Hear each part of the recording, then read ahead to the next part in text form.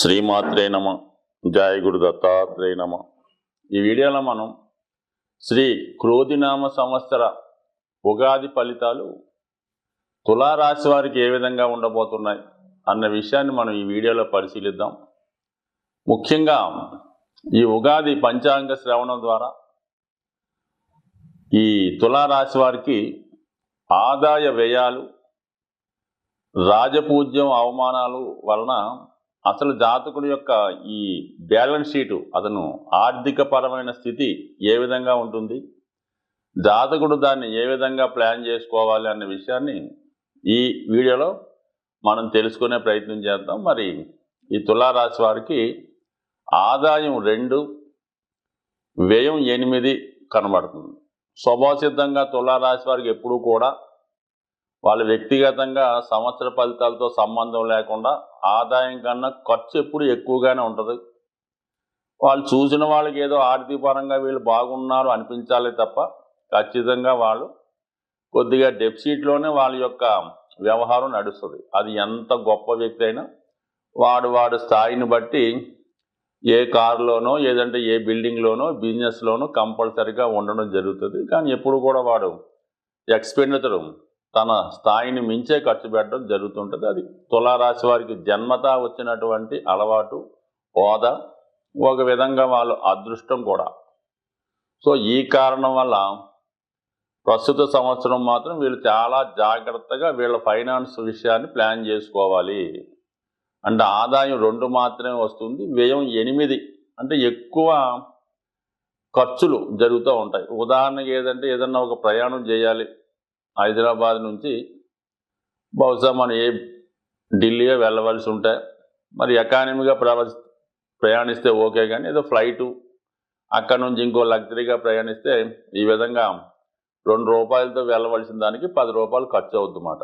So అలాగే మరి వాళ్ళు జీవన విధానంలో వాళ్ళు నిర్వహించే డైలీ ఎక్స్పెండిచర్ కూడా జాగ్రత్తగా ప్లాన్ చేసుకోవాల్సి ఉంటుంది. కొంతవరకు వాళ్ళ యొక్క ఆడంబరమైన ఖర్చులు ఈ సంవత్సరం తగ్గించుకుంటే వాళ్ళ యొక్క బ్యాలెన్స్ షీట్ సమానంగా వెళ్ళి వాళ్ళకు ఉన్నటువంటి రుణం ఇంకా పెరగకుండా యాజిటీజ్గా వెళ్ళే అవకాశం ఉంది. కానీ జాగ్రత్తగా తప్పనిసరిగా ప్లాన్ చేసుకోవాలి, లేకపోతే ముఖ్యంగా ఈ సంవత్సరం మీరు రుణాల్లో పడవలసి ఉంటుంది. సో అలాగే ఏదన్నా పెద్ద బడ్జెట్తో కూడుకున్నటువంటి పనులు ఏమైనా ఉంటే అవి ఈ సంవత్సరం వరకు వాయిదా వేసుకోవడం మంచిది. లేదంటే మరి కొద్దిగా బడ్జెట్ తారుమారయ్యే అవకాశం ఉంది. కాబట్టి ఫైనాన్స్ ప్లానింగ్ కంపల్సరీగా జాగ్రత్తగా ఉండాలి. దాని తర్వాత రాజపూజ్యం, అవమానం. సో ఇది ఎక్కువగా ధన సంగతి పక్కన పెడితే ఈ తులారాశి వారికి ఎక్కువ సెలబ్రిటీలు, రాజకీయ నాయకులు, సినిమా నటులు ఉంటారు. కాబట్టి వాళ్ళకి కంపల్సరీగా ఈ రాజపూజ్యం, అవమానం ఉండాలి. అంటే రాజపూజ్యం అంటే వాళ్ళు నటించిన సినిమా మరి మంచి హిట్ అయ్యి మంచి నేమ్ రావడం. అదే రాజకీయ నాయకుడు అయితే ప్రత్యర్థులపై విజయాన్ని సాధించడం. అదే ఫట్ అయితే అవమానం అన్నమాట. సో ఆ కారణం వల్ల మరి చాలా జాగ్రత్తగా వ్యవహరించకపోతే మరి రాజపూజ్యం 1, అవమానం 5గా ఉన్నాయి. కాబట్టి ఎక్కువ శాతం అంటే 80% ఫ్లాపులు వచ్చే అవకాశం ఉంది. ముఖ్యంగా సెలబ్రిటీస్కి వాళ్ళ స్థాయిని బట్టి నాటకాలు, టీవీయో, సినిమాయో వాళ్ళు మాత్రం 100% జాగ్రత్తగా ఈ వాళ్ళ యొక్క క్యారెక్టర్ కానీ, పాత్రలు కానీ, వాళ్ళ జీవన విధానం కానీ, డైరెక్టర్లు కానీ జాగ్రత్తగా సెలెక్ట్ చేసుకొని వెళ్ళకపోతే ఇప్పటిదాకా ఉన్నటువంటి మంచి పేరు పోయే అవకాశం ఉంది. కాబట్టి జాగ్రత్తగా వ్యవహరించాలి. ఇదే రాజపూజ్యం, అవమానం అంటే. అలాగే ముఖ్యంగా ఎన్నికల్లో పోటీ చేద్దాం అనుకున్న వాళ్ళకి కూడా కంపల్సరీగా మరి జాగ్రత్తగా చూసుకొని ప్రత్యర్థులను అంచనా వేయకుండా ఉంటే, ఏదో పార్టీలో పోటీ చేద్దాంలే అనుకుంటే మాత్రం మరి అటు ఆదాయ వ్యయాల రీత్యా, అవమాన రాజపూజ్యాల రీత్యా అటు ధనము పోగొట్టుకున్న వాళ్ళు అవుతారు, అటు ఎలక్షన్లో కూడా తక్కువ విజయావకాశాలు ఉన్నాయి. కాబట్టి 99% మరి అవమానం అంటే ఏముంటుంది, ఓ పెద్ద నాయకుడికి ఓడిపోయినా పడదు, కానీ డిపాజిట్ పోతే ఇబ్బంది మాట. అటువంటి స్థితి జాతక రీత్యా ఉంది. కాబట్టి జాగ్రత్తగా అబ్జర్వ్ చేసుకొని మరి మీరు ప్రయత్నం చేసుకోవడం మంచిది. ఇక మెయిన్ గ్రహాల యొక్క స్థితి పరిశీలించినప్పుడు ముఖ్యంగా గురుగ్రహం, శనిగ్రహం, రాహు, కేతువులు మరి ప్రస్తుతం ఈ రాశి వారికి 9వ తారీఖు ఏప్రిల్లో ప్రారంభమవుతున్న ఉగాది నుంచి 30వ తారీఖు ఏప్రిల్ వరకు కూడా గురువు సప్తమ స్థానంలో సంచరిస్తూ మరి 1వ తారీఖు మే నుంచి అష్టమ స్థానంలోకి మారడం జరుగుతుంది. అంటే ఈ మోక్ష త్రికోణంలోకి మారడం జరుగుతుంది. అంటే 4, 8, 12 ఒక విధంగా ఈ మోక్ష త్రికోణం అనేది బాధ్యతలు పూర్తయిన తర్వాత వాళ్ళు ప్రశాంతమైన జీవితాన్ని గడపడానికి ప్రస్తుతం ఉన్న ప్లేస్ నుంచి ఏదైనా ఆధ్యాత్మిక కేంద్రం కానీ, ఒక ఆశ్రమం కానీ, ఇంకా కొంతమంది ఏదైనా ఓల్డేజ్ హోమ్లో కానీ చేరే అవకాశం అయితే ఉంటుంది.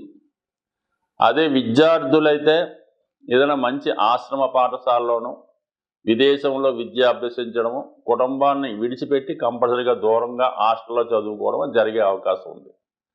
ముఖ్యంగా మరి సినిమా రంగంలో ఉన్న వాళ్ళకి, రాజకీయ రంగం, మిగతా సాఫ్ట్వేర్ రంగం వాళ్ళకి అది ప్లేస్ మార్పు అనేది కంపల్సరీగా ఉంటుంది. కాబట్టి వాళ్ళ స్థాయిని బట్టి ప్లేస్ మారడం వల్ల 100% అనుకూలించే అవకాశం ఉంది. అయితే వ్యవసాయదారులకు మాత్రం 100% మరి గురువు భూతత్వ రాశుల్లోకి మారడం వల్ల కంపల్సరీగా మరి స్థిరాస్తి మీద పెట్టుబడి పెట్టడం కానీ, వ్యవసాయదారులు వ్యవసాయాన్ని లాభసాటిగా పొందడం కానీ జరిగే అవకాశం ఉంది. ఇక శని భగవానుడు యాజిటీజ్గా మీకు 5వ స్థానంలో సంచరిస్తూ ఉంటారు. అంటే 5 అన్నది ధర్మ త్రికోణం.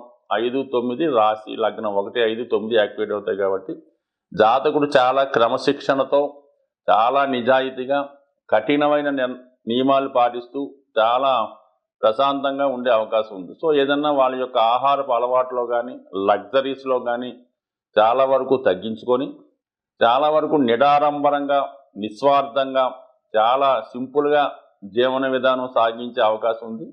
అలా సాగించినప్పుడు మాత్రమే ఈ రాశి వారికి శని మంచి ఫలితాలు ఇవ్వడం జరుగుతూ ఉంటుంది. అంటే ఈ తులారాశిలోనే శని ఉచ్చ పొందుతాడు. కాబట్టి వీళ్ళు ఎంత సింపుల్గా ఉంటే వాళ్ళ జాతకం అంత బాగా రాణించగలుగుతుంది. ఎంత డాంబికంగా హడావుడిగా గొప్పలకు పోతే మొత్తం జీవితం పాడయ్యే అవకాశం ఉంది. కాబట్టి చాలా క్రమశిక్షణతో, నిజాయితీగా, ఎటువంటి వీక్నెస్కి లోన్ అవ్వకుండా ఉంటే 100% మరి వీళ్ళు ఏ రంగంలో ఉన్నా సరే వాళ్ళ యొక్క నేమ్ అండ్ ఫేము మరి రాష్ట్రాలు, జిల్లాలు, దేశ విదేశాల దాకా వెళ్ళే అవకాశం ఉంది. ఇక రాహు 6వ స్థానంలో ఉన్నాడు. అంటే ఇది అర్ధ త్రికోణం. 2, 6, 10 స్థానాలు యాక్టివేట్ అవుతాయి. కాబట్టి స్వభావసిద్ధంగా తులారాశిలో ఉన్నటువంటి సాఫ్ట్వేర్ రంగం వారికి, సినిమా రంగం వారికి, టీవీ మీడియా మొత్తం అందరికీ, యూట్యూబర్స్ కూడా మరి 10వ స్థానంలో ఉన్నటువంటి రాహు మీరు ఆధునిక పరికరాలు ఉపయోగించి, అదనపు టెక్నాలజీ ఉపయోగించి విశేషమైనటువంటి ఖ్యాతి లభించే అవకాశం ఉంది. అలాగే కొత్త టెక్నాలజీ నేర్చుకొని దాంట్లో ప్రావీణ్యం సంపాదించే అవకాశం ఉంది. బట్ ఏదైనా ఈ తులారాశి వారు మరి సెలబ్రిటీ రాశి కాబట్టి గతంలో ఉన్నదానికన్నా మంచి నేమ్ అండ్ ఫేమ్ అభివృద్ధి సాధించే అవకాశం ఉంది. కానీ ఆర్థిక విషయాల్లో జాగ్రత్తగా వ్యవహరించకపోతే మరి పెట్టిన పెట్టుబడి ఇబ్బంది పడి ఆదాయం కన్నా ఖర్చులు పెరిగి నష్టపోయే అవకాశం ఉంది. కాబట్టి మరి ఈ రాశివారు నిరంతరం లక్ష్మీ అమ్మవారి ఆరాధన, కనకదార స్తోత్ర పారాయణ చేసుకుంటూ ఫైనాన్స్ కంట్రోల్ చేసుకుంటే 100% ఈ సంవత్సరం అంతా కూడా ఈ రాశి వారికి ఎక్కడికి వెళ్ళినా మంచి గుర్తింపు, గౌరవం పొందే అవకాశం ఉంది. సాధారణంగా ఈ గ్రహాలు అంటే మనం మాస ఫలితాలు, వార ఫలితాలు, సంవత్సర ఫలితాలు చూసుకున్నప్పుడు గ్రహాలు ఒక రాశి నుంచి ఒక రాశికి మారుతున్నప్పుడు అవి సువర్ణమూర్తి, రజితమూర్తి, తామ్రమూర్తి, లోహమూర్తిగా వాటికి ప్రవేశించినప్పుడు వాటి స్థితిని బట్టి ఈ విధంగా అవి యాక్ట్ చేయడం జరుగుతుంటుంది. ఉదాహరణకి ఏదో గురుగ్రహం మారితే కొన్ని రాశుల వారికి సువర్ణమూర్తిగా ఉండడం జరుగుతుంది. అద్భుతమైన యోగాన్ని ఇస్తూ ఉంటాడు ఆ రాశుల వారికి. కొంతమందికి తామ్రమూర్తిగా ఉంటాడు, కొంతమందికి లోహమూర్తిగా ఉంటాడు. అంటే ఈ లోహమూర్తిగా ఉన్న వాళ్ళకి మంచి స్థానంలోకి వచ్చినా కూడా ఇబ్బంది పెడుతూ ఉంటాడు. అదే రజితమూర్తిగా ఉన్న వాళ్ళకి కొంత మిక్స్డ్గా ఉండడం జరుగుతుంటుంది. ఇలా ప్రతి గ్రహానికి కూడా ఈ మూర్తి నిర్ణయం అనేది జరుగుతూ ఉంటుంది. సో ఆ కారణం వల్ల కూడా మరి గోచారరీత్యా ఇప్పుడు ఏలినాడు శని వచ్చింది, అదే సువర్ణమూర్తి అయితే పెద్ద ఇబ్బంది పెట్టడం. ఈ విధంగా అందరికీ ఒకే విధంగా ఉండదు, రాశులను బట్టి ఈ మూర్తి నిర్ణయం జరుగుతూ ఉంటుంది. ఇది కూడా గోచారంలో పర్టికులర్గా నిర్ణయించవలసిన విషయం. అది వ్యక్తిగతంగా మీరు పర్సనల్గా ఎవరన్నా జ్యోతిష్కుని చూపించుకున్నప్పుడు ఆ గ్రహం ఏ భావంలోకి వస్తుంది, అది ఏ మూర్తిగా నిర్ణయించడం జరిగింది అన్న విషయం మీదే ఆ ఫలితం ఆధారపడి ఉంటుంది. అలాగే గ్రహాలు మారినప్పుడు కూడా అష్టక వర్గు అని ఒకటి ఏర్పడుతుంటుంది. అంటే ఒక్కొక్క గ్రహం కొన్ని బిందువులు ఇస్తూ ఒక సామూహికంగా ఒక అష్టక వర్గు ఏర్పడుతుంటుంది. సో ఈ అష్టక వర్గులో విడివిడిగాను అష్టవర్గం ఉంటుంది, అన్నిటికీ కలిపి ఒక అష్టవర్గం ఉంటుంది. సుమారుగా శని మీ జాతకంలో ఒక 7 గ్రహాలు ఉన్న రాశి మీద, శని 7 బిందువులు ఇచ్చినటువంటి రాశి మీద సంచరించినప్పుడు అది ఏ భావమైన అద్భుతమైన ఫలితాలు ఇవ్వడం జరుగుతుంది.